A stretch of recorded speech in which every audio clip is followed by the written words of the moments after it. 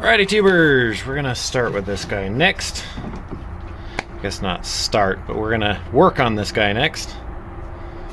Here's all your engine maintenance information for those of you who are interested. So, somebody just had a blowout on the freeway. I don't know if you can hear that or not. Oh yeah, you can hear it. Yeah, I heard that one go boom. Anyways, we're going to go ahead and start with just getting the air filter box off here. I did bring a key with me today for this. We're going to spray just a little carb cleaner into the intake just to see if it fires. We are going to be pulling it over by hand because I do not have my jumper box here. I don't know where it currently is. I thought it was here. Probably in one of my vehicles. But the fuel, there is fuel in here. It doesn't look like fuel to me, it looks like water. It acts like water too. Water's kind of, you can see it in the top there. Water's kind of slippery. So it doesn't want to adhere. Like if you spilt fuel on the ground, it soaks into the ground really easily, like onto concrete. But if you spill water, it kind of wants to stand up and dance around before it soaks in. That's kind of what that's doing. So I'm hoping there's not just tons of water in this carburetor, but there's a good chance of it. So we're going to go ahead and see if we can get it to fire. If we can get it to fire, we're going to pull that carburetor off because why not? It's going to be bad. I just know it. Most likely water, sitting for many, many, many years. So let's go ahead and get that carb cleaner sprayed in there. Don't have a tripod today, so bear with me. Let's just see if it pops over.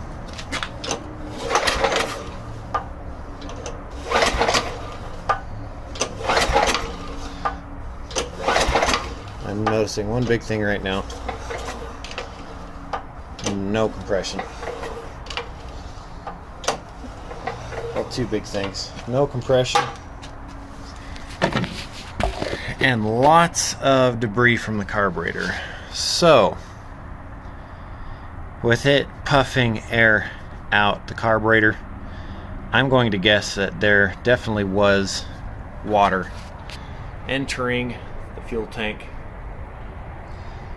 then entering the fuel system, most likely filling up that carburetor and then getting enough moisture onto the intake valve that it's probably stuck that intake valve open.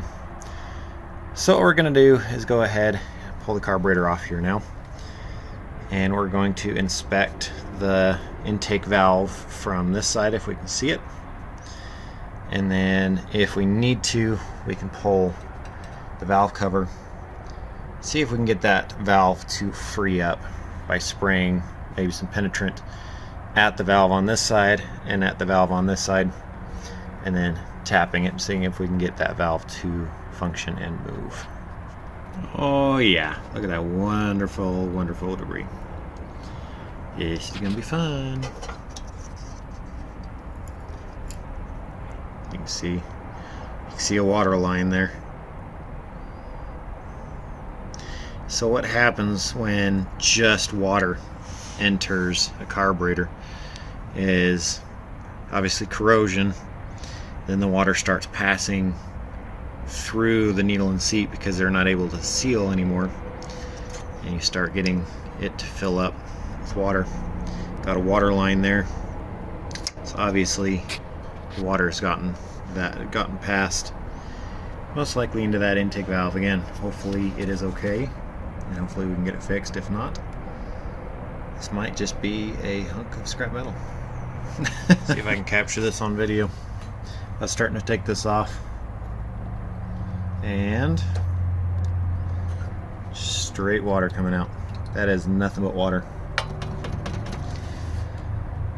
Oh boy. I'm starting to think that this wasn't the greatest purchase in the world as cheaply as I got it. That, and most likely is going to need a new carburetor. when I say most likely, next thing I'm going to do when I shut this video off is go look for some carburetors, price them out.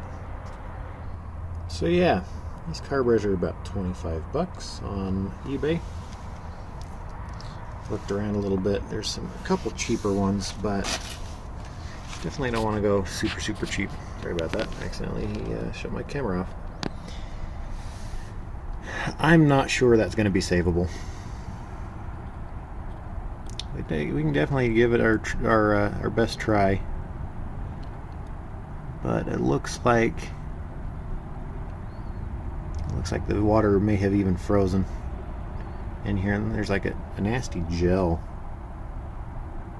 It's nasty. Let me see what I can do about cleaning it.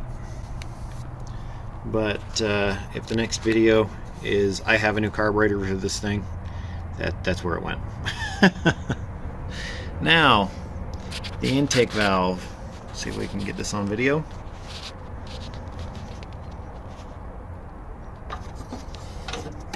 Let's see. I do have my flashlight. Let me grab my flashlight.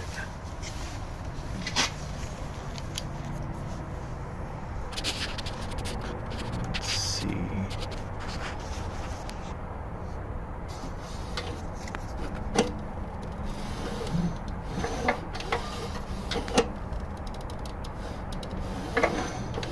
So you can see that intake valve is moving.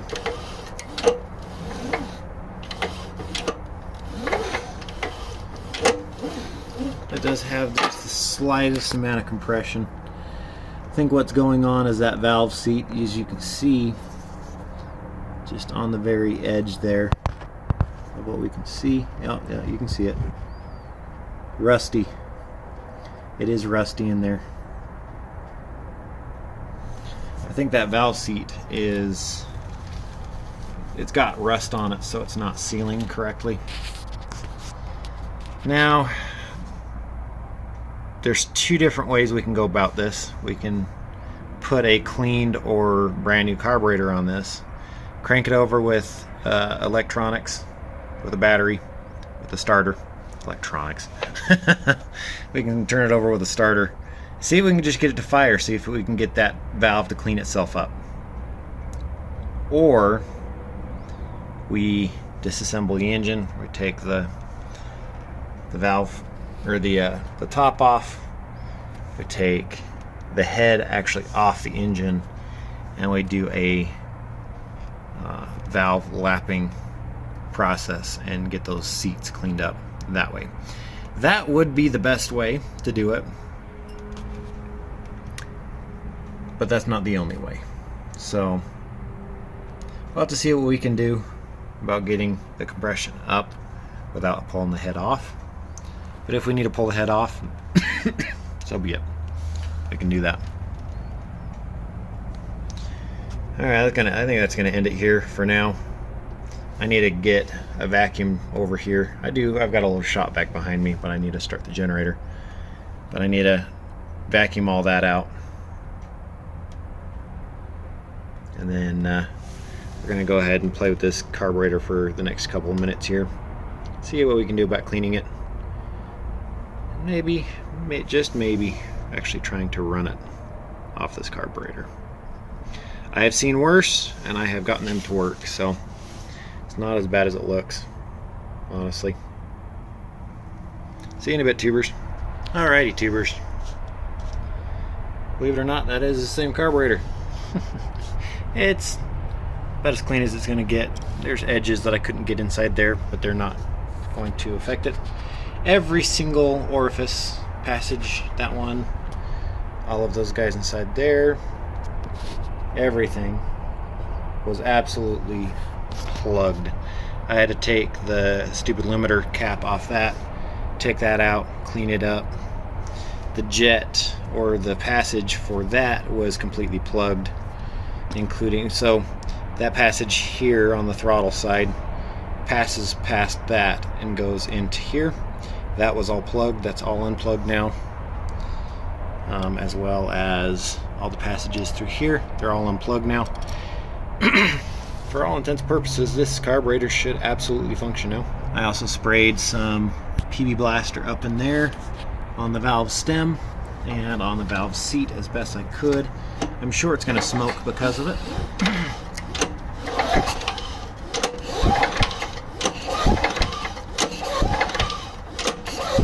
And I'm not really hearing any air leaking past that. We might have to get my cylinder leak down tester out, make sure it's in top dead center, and then apply some air pressure to the top of the cylinder, see where it's leaking air from, because it's low on compression still. And now, I didn't think about it till now, there could be a compression release on this engine, so you can pull it over easily with a pull string. But if it's actually a valve problem, then we would be able to find it with a leak down.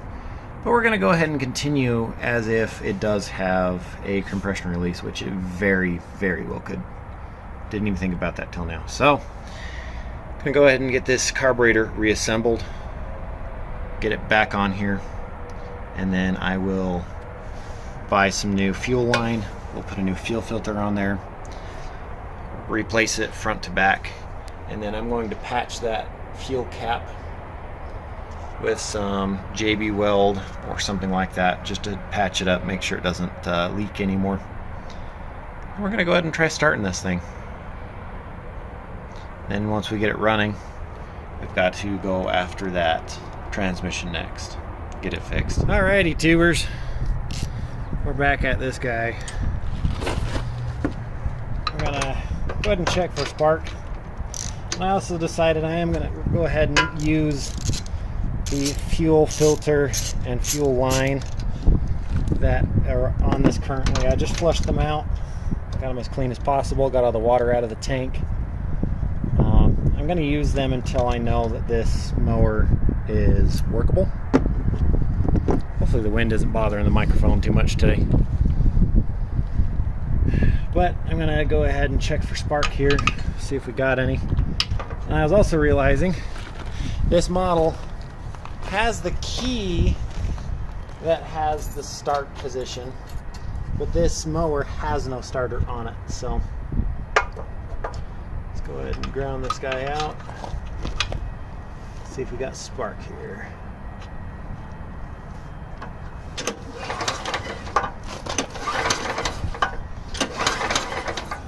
Got nothing, I'm not seeing anything.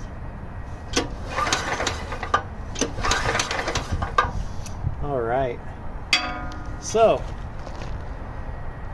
no ignition. Why is that? Kind of had a funny feeling that there wasn't any ignition before. Let's go ahead and pull like all the safeties, push all the buttons, see if we can get some spark going here.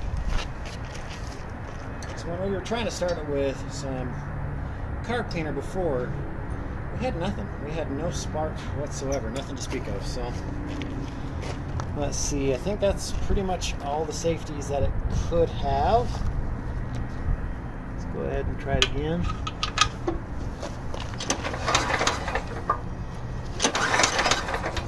Not hearing or seeing anything. No. Alright, so that's not good. See, that's a safety down there. There also isn't a switch in the clutch. The hydrostatic clutch doesn't have a switch on it currently. It looks like we're leaking some fuel out of the bottom part of the tank. Stop. That stopped. Okay. There's these two wires back here that are crossed. Let's bring you around and show you what I'm talking about. Alrighty. We got two wires back here. These two green wires that look like they go into like a neutral safety switch. And they've been crossed. I'm not sure if this is supposed to be an open switch for ignition or a closed switch. So I'm going to go ahead and uncross those guys and see what we get as far as ignition. It's a little different than it looked a couple minutes ago. I traced this wire. This is your kill line. It goes to, let's see if it's in frame. Yep. Goes to this white line here, which I could have just unplugged from right here, but I didn't. Wasn't sure if this is the correct wire or not. I don't work on very many of these Kohlers. I don't like Kohlers very much. But I've just unplugged it completely from the ignition coil, completely. So it should absolutely have spark now. If it doesn't have spark, then we've got a bad ignition coil. This doesn't have points and condensers. It doesn't have anything like that. I'm going to temporarily sit this back down on here. All right.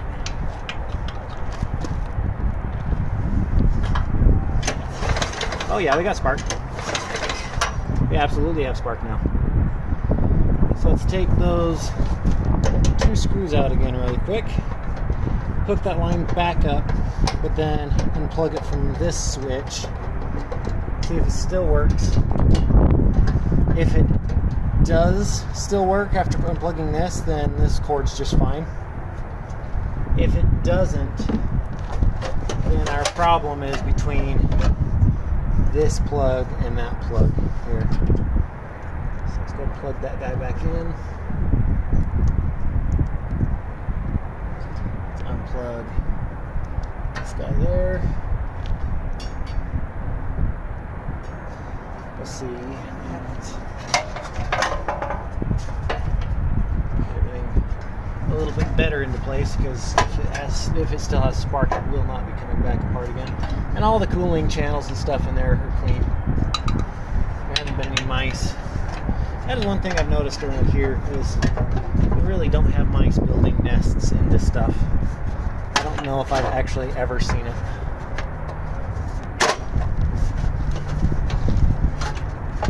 But our vehicles do rot off the roads because we live in the salt belt. So, where did I put the tool? There it is. Let's see if it still has spark. Yep. Well, we got spark at least. We've figured that out. Now I want to hear this thing fire up. We're going to go ahead and reassemble all those bolts and stuff, get the spark plug back in it, and then we'll put the fuel line back on and such. All right, on camera. Let's see if we can get it started now. Got it all back together again. Go ahead and turn the fuel on here. You can see the fuel come out. Turn it off. Heater's out. Go ahead and get that plugged in.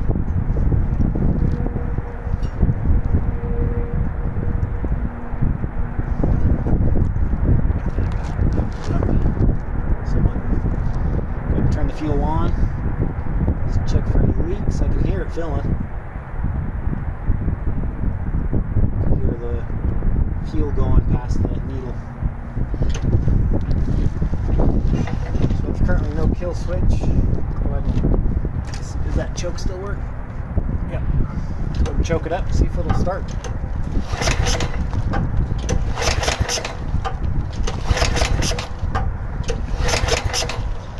Got nothing. Let's grab some carb cleaner. See if we can give it some help.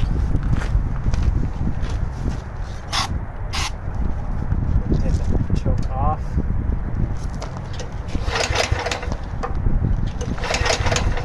Oh, you know what? It might help if I plug in the spark plug. just a little bit. Just you know, it's a good idea, but it's not necessary. Yeah, I didn't have the spark plug plugged in.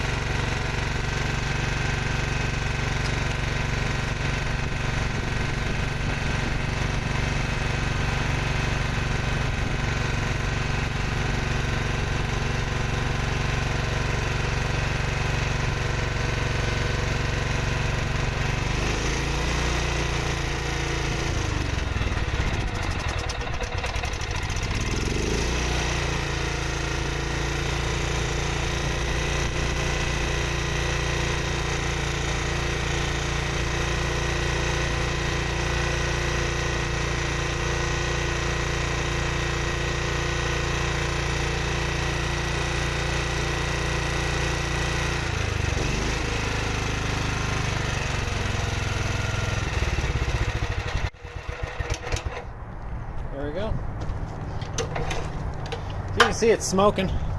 It doesn't smell like oil at all. It smells like old. It's got kind of an old smoky grass smell, I guess. It was coming out of the exhaust, and that was probably the PB blaster we sprayed in the intake to help lubricate it and stuff in there. But it's starting to run and great. It actually sounds really strong, so cool. Well, let's see if we can get everything else fixed. We're gonna go ahead and order a new switch for the PTO. Get some other little doodads and bits and pieces ordered for it, and we'll be back.